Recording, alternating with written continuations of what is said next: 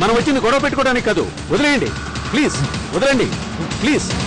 SI గారు, మీ డబ్బు మీకు ముట్టింది, బెయిల్ పేపర్స్ మీ చేతికి అందాయి. ఆ అమ్మాయిని వదిలేయండి, తీసుకెళ్ళ. శ్రీకర్ గారు పదండి, పదండి వెళ్దాం, రండి. నీకు నాకు ఏ సంబంధం లేకపోయినా, మీరెవరూ పూర్తిగా నాకు తెలియకపోయినా, నా కోసం ఎంతో శ్రమపడి నన్ను స్టేషన్ నుండి బయటకు తీసుకొచ్చారు. అందుకు థ్యాంక్స్ తప్ప ఏమీ చెప్పలేని స్థితి నాది. దానికి మీకు రుణపడి ఉంటాను, కానీ మీతో ఏకీభవించలేను.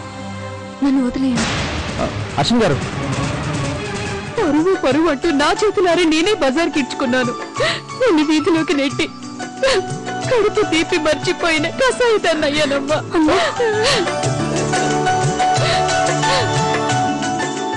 అంబిక ఊరుకో. ఇప్పుడు ఏమైందని? జరిగిందేదో జరిగిపోయింది. మంచో చెడు ఆ దేవుడి దయవల్ల అమ్మాయి ఇంటికి వచ్చింది, అది చాలు. రామ్మా, ఇంట్లోకి వెళ్దాం. నీ కూతురు ఇంట్లో అడుగు పెడితే నేను బయటికి వెళ్లాల్సి వస్తుంది. ఏ, నా కూతురు ఏం తప్పు చేసిందని ఇంట్లోకి రాకూడదు? ఓహో, అప్పుడే మర్చిపోయారా? ఇంటి పరువుని మంట కలిపి వీధికెక్కింది. అది సరిపోనట్టు డబ్బు దొంగతనం చేసి పోలీస్ స్టేషన్ లో ఊచలు లెక్క పెట్టొచ్చింది. అలాంటి మనిషిని పొలిమేర చివరి దాకా తరిమేయాల్సింది పోయి వాకిట్లోకి రాగానే ఇంట్లోకి తీసుకొస్తున్నారే.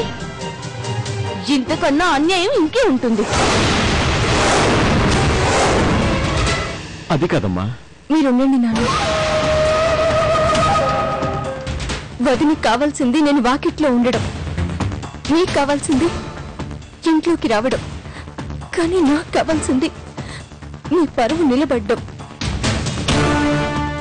వదిన గడప దాటి పుట్టింటికి వెళ్ళిపోతే మీరు తట్టుకోలేరు. నేను ఇక్కడే ఉంటాను. అమ్మ అర్చన, భవిష్యత్తు నాశనం చేసుకునేంత బాధ ఏమొచ్చింది? కోరుకున్న దక్కకపోతే ఆ బాధ ఎలా ఉంటుందో అనుభవించే వాళ్ళకే తెలుస్తుంది. ఆశలు అడియాసలు అయిపోతే ఆ నరకం ఊహించలేంది. అది మీకు అర్థం కాదు. మురళి, నువ్వేం చెప్తున్నావో, ఎందుకు ఇలా చేస్తున్నావో నాకు అర్థం కావడం లేదు. నువ్వేం పోగొట్టుకోలేదు. ఆశపడ్డ ఏది నాకు అందకుండా పోతుంది. అందుకే ఈ లైఫే నాకు వేస్ట్ అనిపిస్తుంది. నేనున్నాను, నీకు ఏ కష్టం రాకుండా కాపాడుతానని మాటిచ్చాను, అండగా నిలబడతానని రిక్వెస్ట్ చేశాను.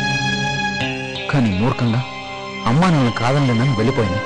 వెళ్ళిపోక నేనున్నాను గాని నిన్ను నమ్మి నీ మాట వింటుందా?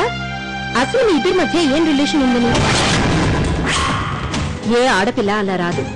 ముఖ్యంగా అర్చన ఓర్పు కలది, ప్రత్యేకమైన వ్యక్తిత్వం కలది. తల్లిదండ్రులు కాదనే వ్యక్తిత్వం చంపుకోదు. అలాంటిదైతే పరాయిదాన్లా అలా వాకిట్లో నిలబడదు. తల్లిదండ్రులు అనే మాటకి అర్థమే తెలియదు వదిన వాళ్ళకి. అలాంటి వాళ్ళ గురించి నా ముందు మాట్లాడకన్నా. అది కాదు శ్రీకర్, నేను చెప్పేది వినరా.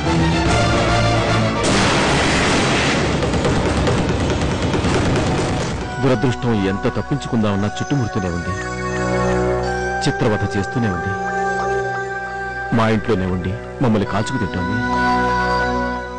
అదే నా కోరిక.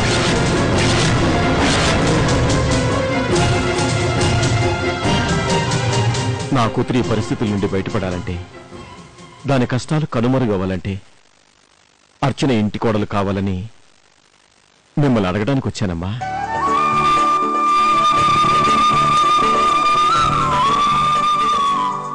చూడు సౌందర్య, మీ అక్కని ఇంట్లోకి తెచ్చిన వాళ్ళు ఊరికే చేతులు కట్టుకుని కూర్చుంటారా? 24 గంటలు తిరక్క ముందే శ్రీకర్ వాళ్ళకి కబురు పెడతారు, పెళ్లి సంబంధం ఖాయం చేసుకుంటారు. అసలే వాడు మీ అక్కంటే పిచ్చి పట్టున్నాడు. వదిన ప్లీజ్, శ్రీకర్ని వాడి వీడు అనద్దు. చూసావా, శ్రీకర్ని ఒక్క మాట అంటేనే తట్టుకోలేకపోతున్నావు.